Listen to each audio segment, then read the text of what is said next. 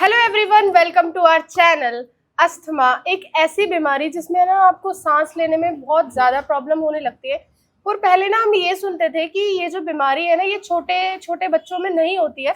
ये जब जैसे जैसे उम्र बढ़ती जाती है और बड़े बुजुर्ग होते हैं तो उनको सांस लेने में दिक्कत होती है, क्योंकि आसपास के वातावरण के कारण। लेकिन धीरे धीरे जैसे जैसे क्लाइमेटिक चेंजेस इतने बदलते जा रहे हैं, हम देख रहे हैं कि छोटे छोटे बच्चों में इसका इफेक्ट दिखाई देने लगा है। और आजकल तो पोल्यूशन भी इतना ज़्यादा है। तो आज हम एक रिव्यू लेके आए हैं और ये हमारे पेशेंट हैं। नमस्ते मैम। Hello ma'am. मतलब आपका यहाँ पे किस बीमारी का ट्रीटमेंट चल रहा मैम था? मेरे बच्चे को अस्थमा की प्रॉब्लम थी। ठीक है। हाँ जी, मैंने बहुत जगह जगह से इलाज कराया, लगभग 1.5 साल से थी और बहुत इलाज कराया, बट हम लोग बहुत परेशान थे। हर 10 दिन 15 दिन पे इसे नेबुलाइज देना पड़ता था। टाइम टू टाइम ऐसा हो गया कि मतलब 2-2 3-3 दिन पे हमें नेबुलाइज करना पड़ जा रहा था इसे। बट जब से यहाँ पर आए हैं हमें बहुत ही रिलीफ मिला क्या है। एज है मैम बच्चे की? बच्चे की मैम 8 ईयर्स। ओके। आपको क्या प्रॉब्लम होती थी जब आप सांस लेते थे? सीने में दर्द होता था।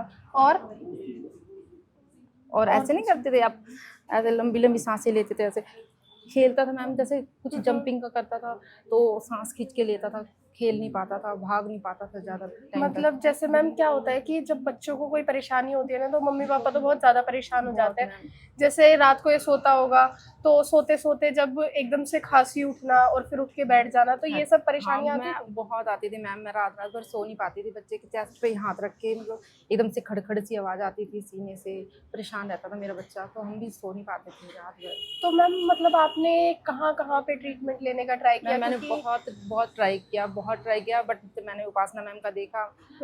एक वो भी बच्चा था पेशेंट, तो उनका जब मैंने देखा तो फिर मैंने सर्च किया गूगल पे, तो यहाँ का फिर दिखाई दिया मुझे नजफगढ़ का, तो मैं फिर यहाँ पर तो मैंने मैम visit अभी किया। मतलब कितने % रिलीफ आपको लग रहा है मैम कि हाँ? लगभग ये मेरा बच्चा 80%, मुझे लगता है कि 80% इसको आराम है, क्योंकि ये मैंने इसको खेलते हुए भी देखा, ऐसी कोई प्रॉब्लम नहीं आती। मैंने इसको जंपिंग करते हुए भी देखा, इसको कोई ऐसी प्रॉब्लम नहीं ठीक आती है। है। सांस फूलने की कोई दिक्कत नहीं आती मैम। मतलब जैसे अभी बाहर जाते हैं बच्चे, खेलते हैं कूदते हैं हाँ जी, और फ्री होके स्कूल वगैरह खेलता में है, जाते हैं तो कोई कोई दिक्कत दिक्कत नहीं नहीं आती, मतलब कोई सांस नहीं फूल रहा, नहीं, कुछ नहीं आ रहा। नहीं मैम।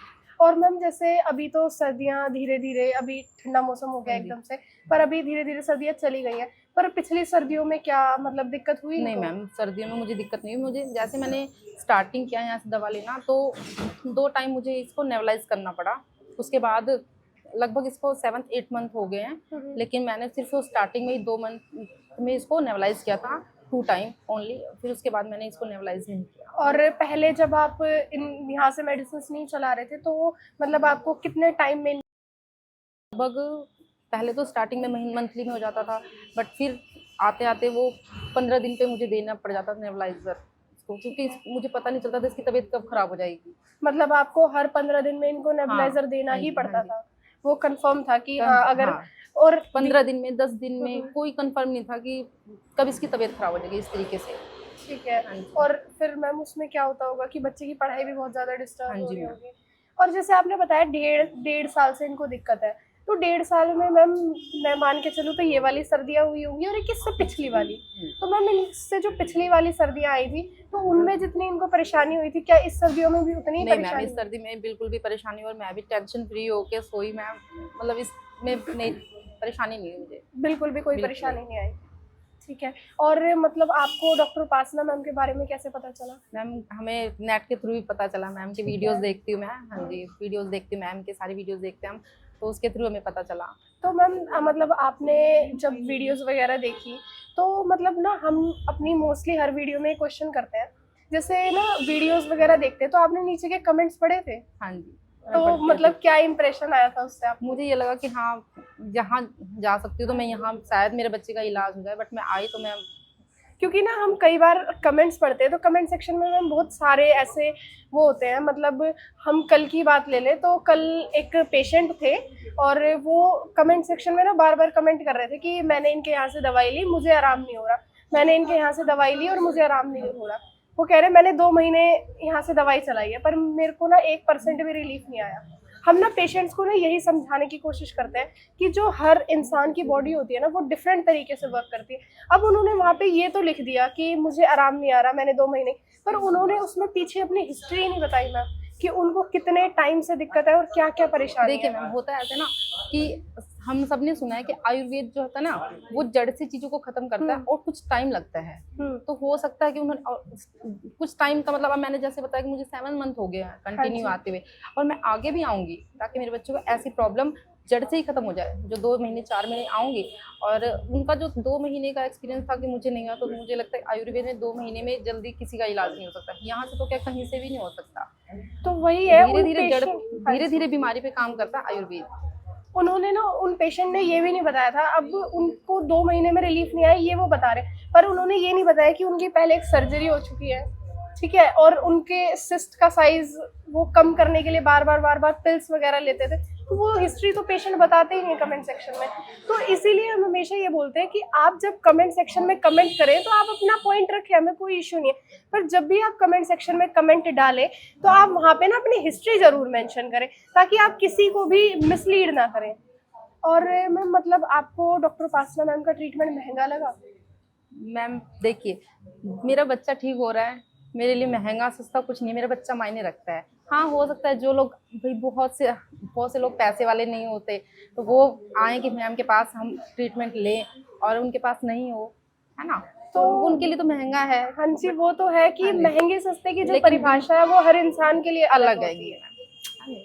तो मैम इससे पहले जैसे 1.5 साल से दिक्कत थी, तो आपने कहाँ कहाँ पे दवाई ली थी?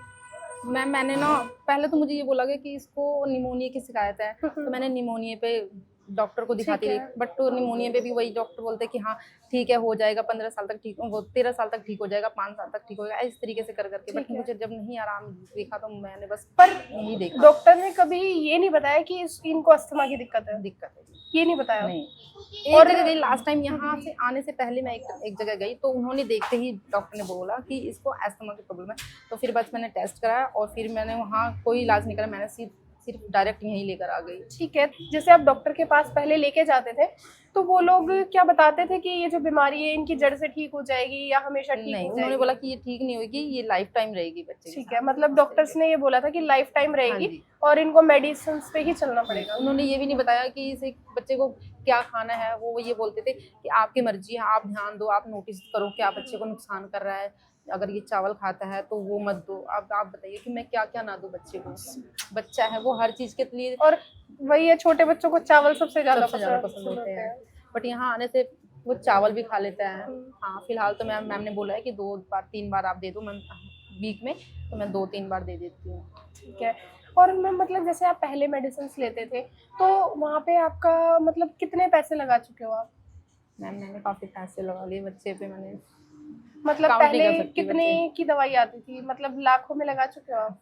नहीं, लाखों में तो नहीं, लेकिन हाँ लग गए मेरे जितने भी लगे, बस मुझे हाँ अंदाजा नहीं कि मैंने कितने लगा लिए हो, क्योंकि अब 10-15 दिन के अंदर आप सोच सकते हो, 10-15 दिन के अंदर जा रहे हैं, अब मान लो 500 भी लग रहे हैं, 10-15 दिन के अंदर भाग रहे हैं, तो मतलब वही महीने का 5-6 हजार रुपया लग जाता था आपका हाँ जी। हर महीने। ठीक है मैम, जब आप यहाँ पे आपने विजिट किया तो आपने हर बार प्रॉपर ओपीडी में विजिट किया या 1-2 बार ऑनलाइन भी मेडिसिन मंगवाई? नहीं मैम, मैंने ऑनलाइन नहीं मंगवाई, मैंने लास्ट टाइम मेरे पास एक मेडिसिन है एलवी बट्टी करके, वो खत्म हो गई थी, तो मैंने वो मंगाई थी, तो मुझे वो अवेलेबल ठीक है। तो मैम जब आप यहाँ पे आए थे तो डॉक्टर उपासना मैम मिले थे या उनके टीम के डॉक्टर? टीम के डॉक्टर मिले थे मुझे, डॉक्टर पास। तो मैम मतलब जैसे आप डॉक्टर उपासना मैम से नहीं मिले हो, पर फिर भी क्या आपको कहीं पे भी ये इशू आया कि आपके बच्चे का ट्रीटमेंट सही से नहीं हो रहा है या इफेक्ट नहीं आ रहा है, या कोई ऐसी दिक्कत आपको फेस हुई? नहीं मैम, यहाँ पे डॉक्टर भी बहुत अच्छे हैं, बहुत अच्छे से ध्यान देते बच्चे में, हर एक चीज़ नोटिस करते हैं, एक चीज़ चेक करते हैं, पूछते हैं और सही से बताते भी हैं।